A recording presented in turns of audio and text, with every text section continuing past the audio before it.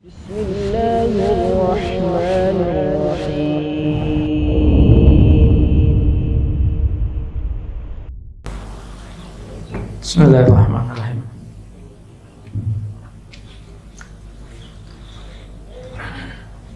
Assalamualaikum warahmatullahi wabarakatuh. Innal hamdalillah nahmaduhu wa nasta'inuhu wa nastaghfiruh wa nastahdihi wa natubu ilaihi wa na'udzu billahi min shururi anfusina wa sayyiati a'malina. May yahdihillahu fala mudilla lahu wa may yudlil fala hadiya lahu. Asyhadu an la ilaha illallah wahdahu la syarika lahu wa asyhadu anna Muhammadan abdullahi wa rasuluh. Allahumma shalli wa sallim wa barik ala nabiyyina Muhammadin wa ala alihi wa ashabihi ajma'in wa man tabi'ahum bi ihsanin ila yaumiddin. Ya ayyuhalladzina amanu taqullaha haqqa tuqatih wa la tamutunna illa wa antum muslimun. Tsumma ma ba'du, fa inna ahsanal hadisi kitabullah wa khairal huda huda nabiyyina Muhammadin sallallahu alaihi wa alihi wasallam wa syarrul umuri muhdatsatuha fa inna kulla muhdatsatin fid dini bid'ah kullu bid'atin dhalalah kullu dhalalatin finnar. Jamaah salat zuhur Masjid Abu Salam yang dimuliakan oleh Allah Subhanahu wa taala. Alhamdulillah, segala puja dan puji serta syukur kita senantiasa kita panjatkan kehadirat Allah Subhanahu wa taala atas berbagai limpahan nikmatnya, rahmat dan karunia-Nya, keberkahan, keutamaan dan kebaikan sangat banyak, tidak terhingga, tidak terbilang. Tidak lupa selawat dan salam semoga tetap dilimpahkan, dicurahkan ke hadirat baginda Nabi Muhammad sallallahu alaihi wasallam serta keluarga beliau, sahabat beliau dan umat beliau di akhir zaman. Para jemaah sekalian yang Allah Subhanahu wa taala, kita melanjutkan pembahasan dan kajian kita di kitab At-Tamhid, syarah kitab Tauhid alladzi huwa qaulul 'alal 'abid, karya Fadilat Syekh Al-Allamah Shalih Ibn Abdul Aziz Muhammad Al-Syekh billah ta'ala, sampai di bab tentang nazar. Tentang nazar. Minasyirki an-nadharu li ghairillahi ta'ala.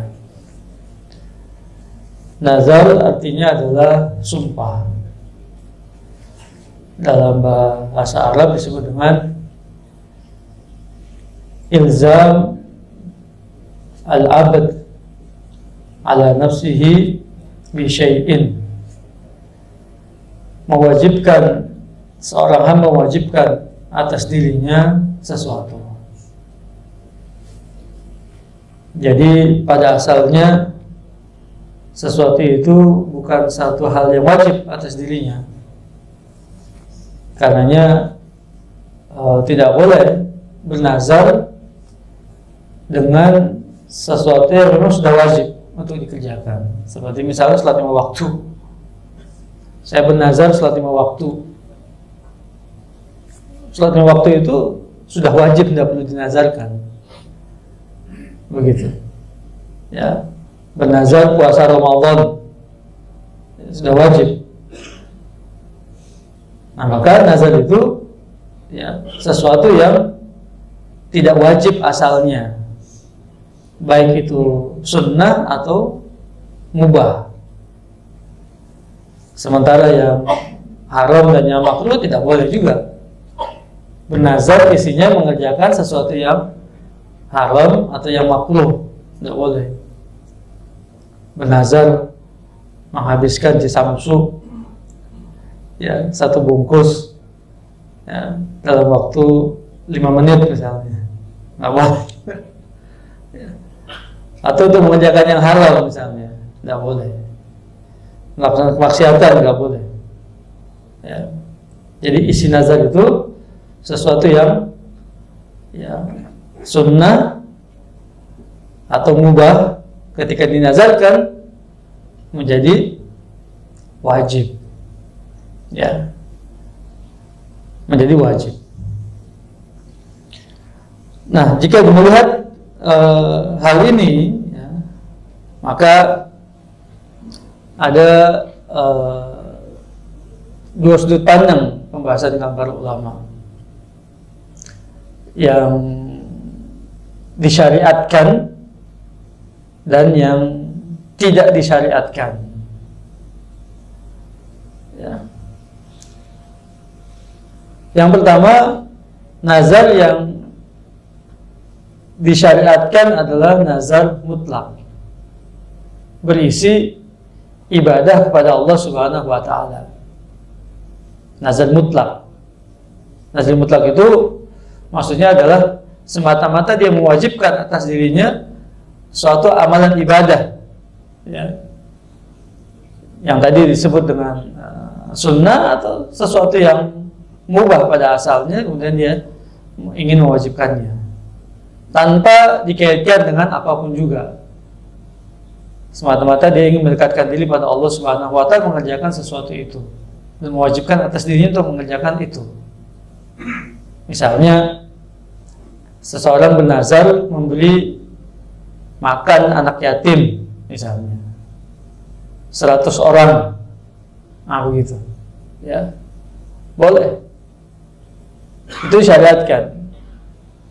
Dia bernazar misalnya menyantuni fakir miskin dan duafa, misalnya di bulan Muharram, ya, boleh untuk mendekatkan diri pada Allah Subhanahu wa taala, tidak dikaitkan dengan apa-apa, dengan sesuatu yang dia inginkan. Semata-mata dia ingin mewajibkan hal itu dalam rangka mendekatkan dirinya pada Allah Subhanahu wa taala. Nah, ini disyariatkan. Baik dia mengucapkan nazar itu ataupun sangat disyariatkan untuk memenuhinya, menunaikan dan memenuhi nazar tersebut. Begitu. Yang kedua, tidak disyariatkan, yaitu nazar muqayyad, nazar yang dikaitkan dengan sesuatu yang dia harapkan atau yang dia inginkan, ya, dari kebaikan-kebaikan dunianya, ya. Misalnya dikaitkan dengan kelulusan anaknya, misalnya, atau diterimanya di perguruan tinggi, misalnya, atau dipromosikannya naik jabatan, misalnya, atau proposal proyeknya disetujui goal, misalnya, begitu, ya. Itu namanya muqayyad. Jika, maka kalimatnya jika, ya. Jika keinginan tadi, apapun bentuk keinginannya, ya, cita-cita harapannya misalnya terpenuhi, lalu kalimatnya aku bernazar akan melakukan tadi yang isinya adalah kebaikan dan ketaatan, ya, pada asalnya sunnah atau juga mubah.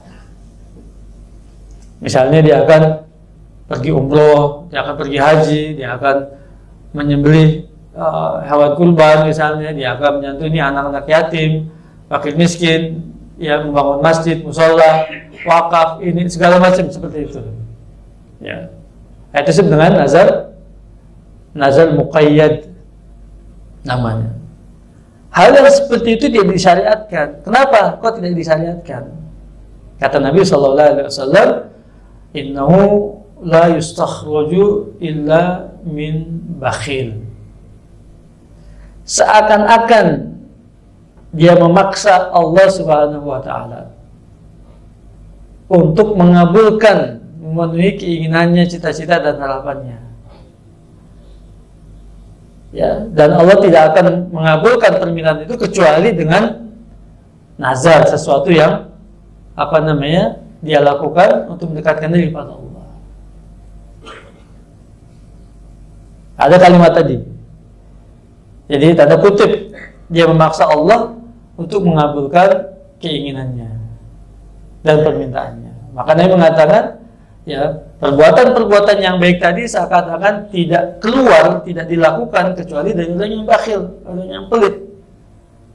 Memberikan sesuatu dengan imbalan, dengan adanya imbalan. Tetapi ketika itu sudah terucap dan isinya adalah kebaikan-kebaikan bukan kemaksiatan, wajib untuk ditunaikan nazarnya sesuai dengan isinya. Ya misalnya tadi, ya, jika proyek ini goal, misalnya saya akan menyembelih seekor sapi, misalnya. Nah, betul, ya. Seminggu kemudian proyeknya itu goal, ya, terima, ya, tanda tangan SPK dan sebagainya, maka dia wajib untuk memenuhi isi nazarnya. Wajib untuk memenuhi isi nazarnya. Begitu. Nah, yang demikian seperti itu pada asalnya tidak disyariatkan. Tidak disyariatkan. Nazar dengan cara seperti itu tidak disyaratkan. Tapi ketika sudah terucap, ya wajib untuk dipenuhi. Ya. Nah, lalu kenapa kok wajib juga untuk dipenuhi? Gitu ya. Tadi dikatakan tidak disukai bernazar seperti itu dan dianggap tadi adalah orang yang bakhil. Ya. Dari sisi keyakinan yang tadi sempat saya sampaikan, seakan-akan Allah Tabaraka wa Ta'ala tidak memberikan keinginannya, tidak mengabulkan doa dan permintaannya kecuali dengan nazar.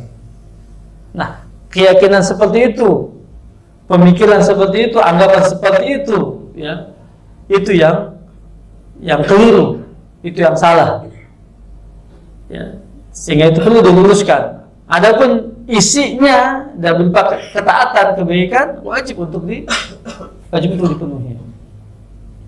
Nah, jika tidak dipenuhi, ya, dan ada sesuatu yang lebih baik, man nadzara syai'an fayara ghairahu khairan minhu, ya, katanya falyati bil khair wa yukaffir. Siapa yang bernazar sesuatu lalu dia melihat ada sesuatu yang lebih baik daripada itu, ya, sehingga dia tidak mengerjakan sesuatu tadi, ya, maka dia kerjakan yang lebih baik tadi, ya, tapi dia mesti bayar kafarat.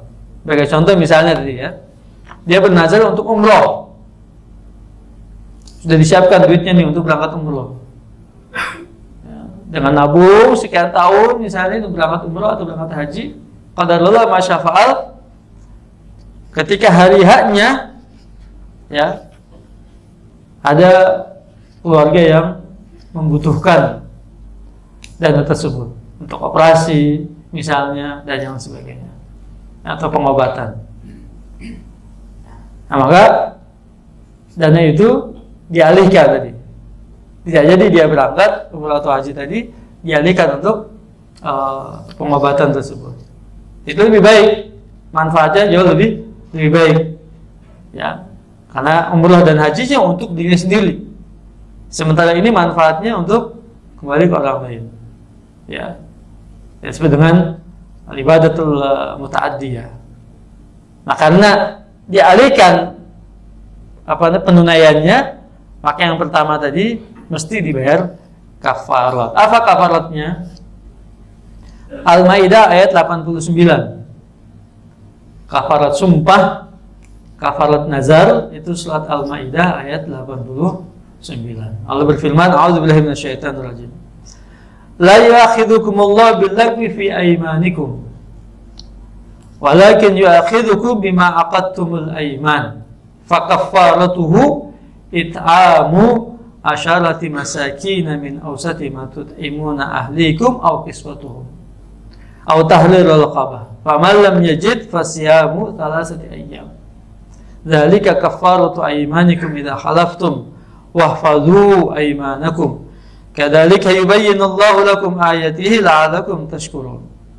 Artinya Allah tidak menghukum, ya, memberikan sanksi, ya, iqab ataupun dosa dan sebagainya kepada kamu disebabkan sumpah-sumpahmu yang tidak sengaja untuk bersumpah, yang disebut dengan lagwul yamin. Tidak sengaja bersumpah itu maksudnya Sumpah itu kan biasanya dengan mengucapkan wallahi katanya. Wallahi, ya. Allah itu demi Allah. Nah, ini ada satu kebiasaan di kalangan sebagian kabilah orang-orang Arab itu dengan gampang menyebut kalimat wallahi dengan kebiasaannya, ya, sehingga sesuatu yang tidak mestinya bersumpah tapi dia sebut diawali dengan kalimat wallahi. Gitu. Untuk memuji saja diawali dengan kalimat wallahi. Ya, sesuatu yang bagus, sesuatu yang indah, sesuatu yang menakjubkan diawali dengan wallahi, dengan demi Allah. Gitu. Padahal kan sana tidak mesti seperti itu. Ya, itu karena sudah apa? Terbiasa dia mengucapkan kalimat demi Allah, akhirnya terucap kalimat demi Allah. Ya, jadi kalau bahasa kita itu apa? Baik latah atau keceplosan begitu ya. Ya. Atau latah misalnya, sama sekali tidak bermaksud dia untuk bersumpah. Ya, disebut dengan lagwul yamin. Tetapi Allah Subhanahu wa taala akan menghukum, memberikan sanksi, ya. Ada sanksinya, ada iqabnya, ada dosanya kepada kamu disebabkan sumpah-sumpah yang kamu sengaja bersumpah. Artinya disadari, ya, baik tadi dikatakan yang mutlak atau yang muqayyad, ya, sadar dengan apa yang diucapkannya. Dan itu mesti terucap, Pak, keluar lisan, mulut ini ya berucap, ya talafut jadinya, ya terlontar, ya meskipun tidak ada yang mendengar, tapi terucap oleh lisan kita. Adapun yang dalam hati bukan sumpah, tidak terucap, tidak keluar dari mulut kita, hanya di dalam hati saja, itu tidak disebut dengan sumpah dan tidak termasuk dalam hukum ini. Jadi kalau sudah terucap, ya, terlafalkan oleh lisan kita meskipun tidak ada mendengarnya antara kita dengan Allah saja, maka itu sudah jatuh hukumnya. Tapi kalau masih dalam hati tidak, ya. Maka ya, ketika sumpah-sumpah itu tidak dipenuhi, ya, tidak terpenuhi, dia harus bayar kafarat, denda, ya. Kafarat itu denda, ya, tetebusan. Ya. Apa? Memberi makan 10 orang miskin. Ya, memberi makan 10 orang miskin dari makanan yang biasa kamu berikan kepada keluargamu. Memberi makan 10 orang miskin. Ya, kalau makanannya ini hanya cukup untuk keluarga saja, ya, tidak bisa memberi kepada orang lain, diganti dengan pakaian, ya, atau membeli mereka pakaian, ya. Yang disebut dengan pakaian, ya, apa namanya, izar dan rida atas dan bawah, satu setel, ya, dengan pakaian, tidak hanya bagian atasnya saja atau bagian bawahnya saja, tidak dimaksud dengan pakaian. Pakaian itu satu setel atas dan bawah. Jadi memberi makan 10 orang miskin, atau kalau bahan makanan itu hanya cukup untuk keluarganya, digantikan dengan pakaian. Yang kedua, memerdekakan seorang hamba sahaya, budak. Ya, memerdekakan hamba sahaya atau budak. Jadi budak ini atau hamba sahaya ini, ya, dalam agama Islam, apabila si hamba sahaya ini seorang muslim, seorang mukmin, wajib dimerdekakan. Dan hukum hamba sahaya akan tetap ada sampai hari kiamat kelak selama syariat jihad masih berlaku. Selama syariat jihad masih berlaku, ya, yaitu peperangan melawan orang-orang kafir. Dan kita tahu di akhir zaman ada perang besar, ya, di mana kaum muslimin dipimpin oleh Imam Mahdi. Ya, nah, sehingga syariat jihad itu terus berlaku sampai nanti kita masuki zaman beliau. Ya, kaum muslimin masuki zaman beliau, mana beliau memerangi Dajjal dengan 70.000 pasukannya, nah, dari kaum Yahudi. Nah, lalu disitulah nanti itu Nabi Isa akan turun untuk membunuh Dajjal. Nah, sudah Dajjal, ya, fitnahnya Dajjal dan Nabi Isa, lalu akan datang baru kemudian Ya'juj dan Ma'juj. Ya, dan begitu seterusnya. Jadi selama syariat jihad masih ada, masih berlaku, dan itu ya dalam agama kita itu sampai nanti kedatangan dan munculnya Imam Mahdi, maka selama itu juga hukum yang namanya budak dan hamba sahaya itu masih ada, tetap ada. Dan bahkan di sebagian negara hari ini juga masih ada perbudakan, ya. Dan itu bukan ART, ya. Jangan dianggap ART itu sebagai budak hamba sahaya, bukan. Ya. Dan salah mengkiaskan budak atau hamba sahaya dengan mimma malakat aimanukum, ya, dengan wanita yang kamu pegang perjanjian dengan mereka, ya. Lalu dikiaskan lagi dengan hubungan suka sama suka, ya. Saman life misalnya itu juga tidak benar kalau dikiaskan dengan mimma malakat aimanukum, ya.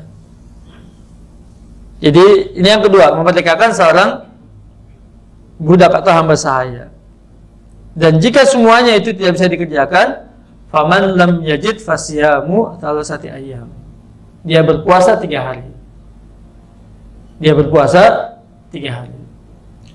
Sebagian ulama memahami ayat ini secara kronologis, berurutan. Ya, berurutan. Kasih makan dulu. Kalau nggak sanggup, kasih pakaian. Kalau nggak sanggup, merdekakan budak. Kalau nggak sanggup, berpuasa. Itu berurutan namanya. Melaksanakan kafarat ini berurutan. Sebagian ulama menyebut pilihan. Memilih dari 4 kategori tadi, dipilih. Ya, apakah yang pertama atau yang ini, ya, yang kedua atau yang ketiga atau yang keempat. Tergantung dari si pelakunya. Dengan makna shock terapi. Jadi kafarat itu ya, mengandung makna, ya, al-hadar, shock terapi, ya, bukan untuk memudahkan, ya, tapi ada pembebanan sehingga dia tidak mengulangi lagi perbuatan tersebut.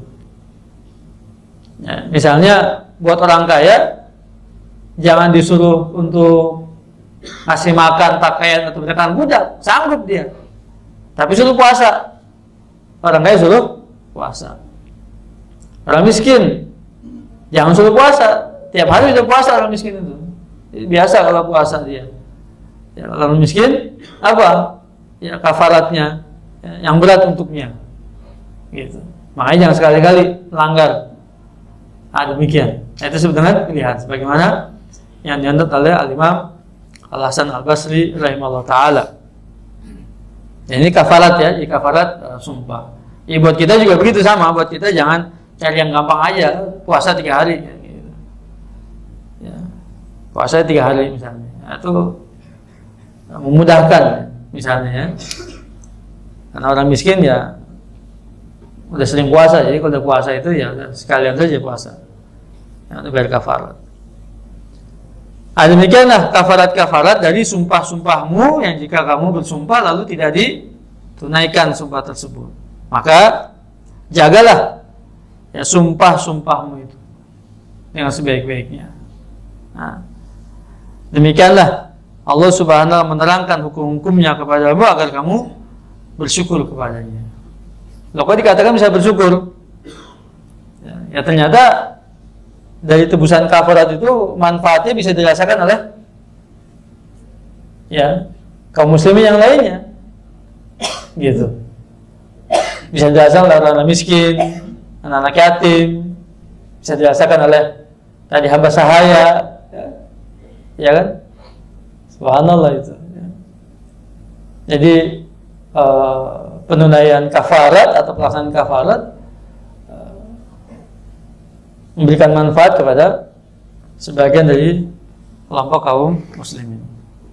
Demikian kurang lebih rincian dari syariat nazar. Jika kita sudah memahami konsep nazar itu, berarti apa? Nazar termasuk bagian daripada ibadah. Bagian daripada ibadah. Karena isinya tadi adalah ketaatan-ketaatan untuk mendekatkan diri kepada Allah Subhanahu wa Ta'ala. Dan Allah memuji orang-orang yang memenuhi sumpah-sumpah mereka. Yufuna bin nadri wa yakhafuna yawman kana syarruhu mustatira. Surat Al-Insan. Ayat ini menjelaskan tentang sifat dan karakteristik dari orang-orang yang beriman dan bertakwa kepada Allah.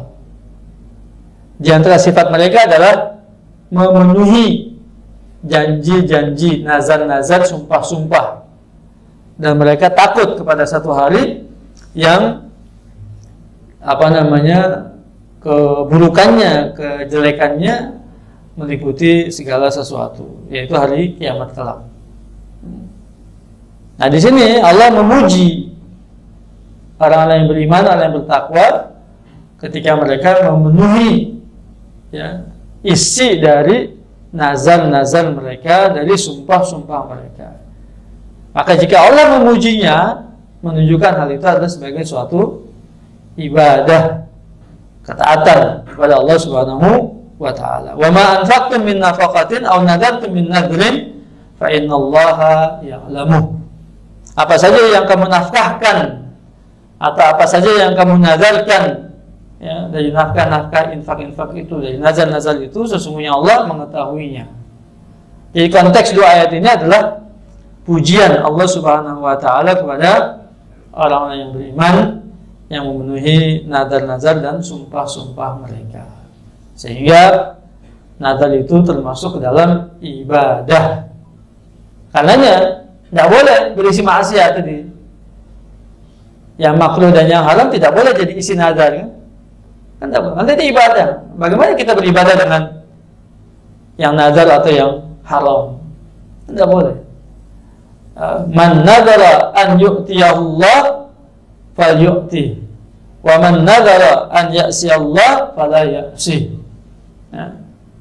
Hadis sahih dari Bukhari dari Aisyah radhiyallahu anha. Siapa yang bernazar untuk mentaati Allah, maka taatilah Allah. Lakukanlah ketaatan itu untuk mendekatkan diri kepada Allah. Namun siapa yang bernazar untuk bermaksiat kepada Allah, isinya maksiat, maka jangan dia bermaksiat pada Allah Subhanahu wa Ta'ala. Nah, tetapi apakah nazar yang isinya maksiat itu terkena kafarat atau tidak gitu? Ya kan? Saya bernazar menyembelih sapi tetangga, misalnya. Sapi tetangga, menyembelih sapi tetangga. Kan nggak boleh kan, itu maksiat kan? Haram kan, maksiat. Artinya boleh dilakukan tidak? Boleh nggak dia ngambil sapi tetangga lalu sembelih? Boleh nggak? Nggak boleh. Nah, ketika tidak dikerjakan perbuatan itu, baik kafarat tidak? Gitu. Aku sebenarnya tadi, berarti dia tidak mengerjakan nazarnya, ya kan? Tidak mengerjakan nazarnya, apakah dia berkafarat? Gitu kan? Berkafarat atau tidak? Di situ terjadi perbedaan pandangan dari kalangan para ulama. Apakah nazar maksiat itu ada kafaratnya? Ya. Karena maksiat tidak boleh dikerjakan, tapi apakah ada kafaratnya ketika dia tidak mengerjakan maksiat tadi? Begitu. Ya. Nah, sebagian dari menyebutnya tidak ada kafaratnya karena isinya maksiat. Gitu. Ya. Sebagian ulama mengatakan tetap kena kafaratnya. Meskipun itu tidak boleh dikerjakan, dia kena kafaratnya. Karena dia sudah bernazar. Gitu. Dia sudah bernazar dan salah dalam nazarnya, maka dia harus menanggung kesalahan dalam isi nazarnya dengan membayar kafaratnya. Ya, supaya dia tidak bermain-main dengan kalimat nazar tadi. Karena begini ikhwan sekalian, Allah itu kan zat yang maha agung ya, maha mulia, maha agung lagi maha mulia. Bagaimana mungkin seorang hamba memain-mainkan nama Allah gitu? Ya, memainkan nama Allah dalam sumpah-sumpahnya dan nazar-nazarnya, dianggap remeh, dianggap rendah jadinya. Jika demikian isinya, tidak boleh, tidak boleh. Ya. Lawan kita bersumpah dagangan saja tidak boleh. Kata Ibnu Abbas apa? La'an ahlifa billahi kadiban khairun min an ahlifa bi ghairillahi sadiqa. Kata Ibnu Abbas radhiyallahu anhu, aku bersumpah dengan nama Allah bohong lebih baik ketimbang bersumpah dengan nama selain Allah tapi jujur dalam bersumpah itu. Nah, ini biasanya yang dipakai nih. Dia sebut nama Allah, demi Allah, demi Allah, demi Allah gitu kan. Tapi bohong, isinya tuh bohong semua. Ya, bohong semua. Ya, orang dagang kan kayak gitu tuh, dagang di pasar tuh. Ya. Dagang di pasar. Ini demi Allah nih modalnya aja nggak nyampe katanya. Ya. Demi Allah ini begini, demi Allah ini paling bagus, demi Allah kecap nomor 1 semua. Bohong semua isi, tapi dia pakai nama Allah disebut, nama Allah. Itu dosa besar hukumnya. Yang seperti itu dosa besar. Al-kadhib katanya, iftira 'ala Allahil kadhib. Dia berdusta atas nama Allah. Dia menjual nama Allah untuk dustaannya, untuk kebohongannya. Itu dosa besar. Tetapi dosa besar itu ya lebih ringan ketimbang dia bersumpah dengan nama selain Allah. Jujur. Gitu. Ya, dia sebut tuh demi siapa misalnya ya. Ya. Sunan misalnya atau wali misalnya atau apa gitu misalnya. Jujur dalam sumpahnya. Tapi itu selain Allah. Sumpah dengan nama selain Allah hukumnya syirik. Bersumpah dengan nama selain Allah hukumnya syirik.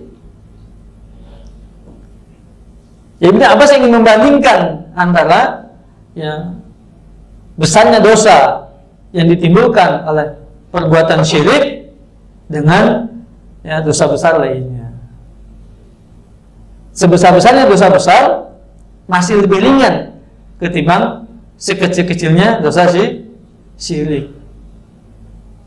Begitu. Innallaha la yaghfiru an yushraka bihi wa yaghfiru ma duna zalika liman yasha. Allah tidak mengampuni dosa syirik. Dan Allah mengampuni dosa yang lebih rendah dari itu, dari syirik itu. Gitu. Ya dosa besar. Jadi sekecil-kecil syirik itu lebih besar ketimbang sebesar-besarnya dosa besar. Begitu, Pak. Ya. Nah, sehingga apa di situ maksudnya? Tadi kita kembali kepada nazar yang isinya maksiat.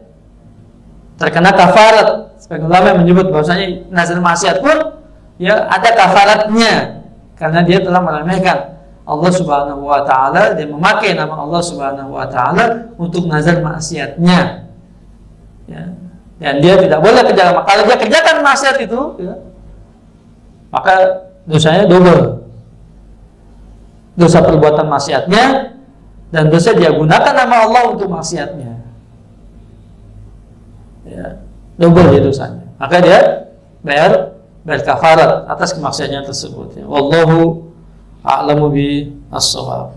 Nah, karenanya ya dia bernazar untuk mengerjakan sesuatu karena selain Allah, jelas itu adalah perbuatan kesyirikan. Ya, yang harus ditinggalkan. Ya, tidak boleh. Ya. Jadi ikhwan sekalian yang dimuliakan Allah Subhanahu wa taala, ya. Dengan demikian kita bisa memahami konsep nazar ini atau syariat nazar ini dalam agama kita, ya. Yang mana hendaknya seorang hamba mawas diri terhadap dirinya, keinginan-keinginannya, ya, cukup baginya untuk berusaha, berdoa dan bertawakal pada Allah Subhanahu wa taala, betul-betul memohon pertolongan Allah Subhanahu wa taala dan kebaikan baginya dunianya dan akhiratnya, tanpa harus dia bernazar, ya, tanpa dia bernazar, ya, karena juga ada satu riwayat menyebutkan bahwasanya la ya'ti bi khair, ya, dia nazar itu tidak mendatangkan kebaikan sedikit pun juga, ya, karena pernah ada seorang sahabat yang bernazar atau bersumpah untuk puasa sepanjang hidupnya. Berpuasa dia bernazar sepanjang hidupnya. Padahal dia sudah tanya pada Nabi Sallallahu Alaihi Wasallam. Ya, kata Nabi, kalau kamu mau, katanya, puasa ya, 3 hari setiap bulan, kuat. Kalau begitu tambah dengan Senin Kemis, masih kuat. Kalau begitu puasa Daud, puasa 1 hari, berbuka 1 hari, masih kuat. Akhirnya dia bernazar sepanjang hidupnya. Di akhir hidupnya dia menyesal. Sekiranya aku dulu menerima keringanan dari Nabi Sallallahu Alaihi Wasallam. Ya. Apalagi tadi, kalau ada satu keyakinan pada diri kita, Allah tidak memberikan apa yang kita inginkan kecuali dengan nazar, seakan-akan ada bayarannya, ada imbalannya pada Allah itu. Itu sangat jelek sekali. Zon billahi su'an, katanya. Ya. Prasangka buruk terhadap Allah Subhanahu wa taala. Seakan-akan Allah tidak memiliki keinginan kita, ya, apa yang kita inginkan kecuali dengan nazar tadi. Tidak boleh. Tapi kalau nazar mutlak, ahlan wa sahlan. Ya, ahlan wa sahlan. Untuk apa? Tahzib an-nafs. Kadang-kadang hati kita itu jiwa kita itu masih terikat dengan dunia, masih terikat dengan harta. Sulit sekali berinfak, sulit sekali bersedekah, sulit sekali berwakaf misalnya. Hitung-hitungan terus, kalkulasi terus dalam otak kita nih, kalau kita ingin sedekah, kalau kita ingin infak, kalau kita ingin wakaf. Berat. Setan selalu membisikkan, kamu banyak tanggungan misalnya. Ntar miskin, ntar nggak cukup. Setan selalu begitu tuh. Nah, untuk mengalahkan semuanya itu boleh, nggak apa-apa. Ya, antum lawan semua dengan nazar, tanpa ada embel-embel yang ingin diinginkan, misalnya gitu kan. Ya, bernazar wakaf masjid 10 juta misalnya, bernazar wakaf pesantren misalnya, ya, bebasan tanah misalnya pesantren, wakaf Al-Quran, wakaf, begitu. Nah, tidak apa-apa. Ya, mutlak, tidak perlu dikaitkan dengan sesuatu yang kita inginkan, ya, apalagi untuk tujuan duniawi yang rendah, ya, yang sementara, begitu, yang kecil nilainya. Bahwa ketaatan kepada Allah, pahala di sisi Allah, ampunan di sisi Allah, surganya Allah jauh, ya. Mal hayatud dunya illa qalil. Ya, kehidupan dunia itu hanya sedikit saja, sementara saja, jika dibandingkan dengan apa yang ada di sisi Allah Subhanahu wa taala. Demikian para jemaah sekalian yang dimuliakan Allah. Untuk kajian kita siang hari ini, ada yang ingin disampaikan, diskusikan dari jemaah tentang masalah ini, silahkan. Ini biasa nih orang tua suka ucap gitu kalau orang-orang bilang tuh kaul katanya. Iya. Monggo Pak, langsung aja Pak. Misal ada yang belajar, jika saya bekerja di perusahaan tersebut, saya akan bersolat 1000. Dan ajarnya itu berlaku selama di bekerja atau seumur hidup? Itu diucapkannya kapan? Sebelum dia bekerja. Kemudian dia ajukan lamaran. Terus masuk. Itu sekali aja. Sekali aja. Ketika dia diterima bekerja, itu sekali aja. Sekali. Jadi nggak selama dia bekerja di perusahaan itu. Gitu. Iya, nggak sekali aja. Ya, karena tadi diucapkannya ketika dia mengajukan lamaran untuk bisa bekerja di perusahaan tadi. Ya, alhamdulillah. Iya. Doa aja, doa sebanyak-banyaknya doa. Allahumma fulus misalnya, Allahumma fulus gitu kan. Fulus ya Allah gitu, fulus misalnya. Banyak fulus tuh. Itu yang umrah itu doanya umrah fulus ya betul. Ya. Allahumma fulus ya Allah. Apa kan kalau kasih fulus kan kaya raya dia kan. Terus kaya raya dia berangkat haji, ibunya dihajikan, wah, kampungnya semua masya Allah. Ya doa saja gitu, nggak perlu bernazar. Ya. Karena pernah juga itu yang doa pada zaman Umar kan, ya untuk dilunasi hutangnya itu, ya Allah lunasi hutangku ya Allah. Teriak dia, ya Allah, ya sepertiga malam itu. Ya, waktu sahur dia di masjid dia teriak untuk dilunasi hutangnya. Ya, didengar oleh Umar, berisik ente, nih duit, tuh bebasin dah hutangnya, bayar hutangnya gitu. Nah, begitu cara Allah membalas hutang kan? Ya, kalau nggak segera dilunasi, tiap malam berisik tuh nanti orang itu.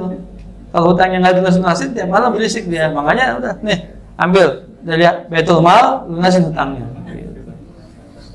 Ya, alhamdulillah kabulkan doanya kan? Ya, iya. Jadi kalau mudah-mudahan kita bisa lebih memahami bagaimana seharusnya kita bersumpah dan ketika kita bersumpah harus dengan menggunakan nama Allah untuk satu hal yang baik, satu hal yang mulia. Ya, tidak lagi meremehkan nama Allah atau menjual nama Allah atau berdusta atas nama Allah Subhanahu wa taala. Mudah-mudahan bermanfaat buat saya dan buat kita semua. Subhanaka Allahumma bihamdika asyhadu an la ilaha illa anta astaghfiruka wa atubu ilaik. Wa sallallahu nabiyana Muhammad wa ala alihi wasallam. Wassalamualaikum warahmatullahi wabarakatuh.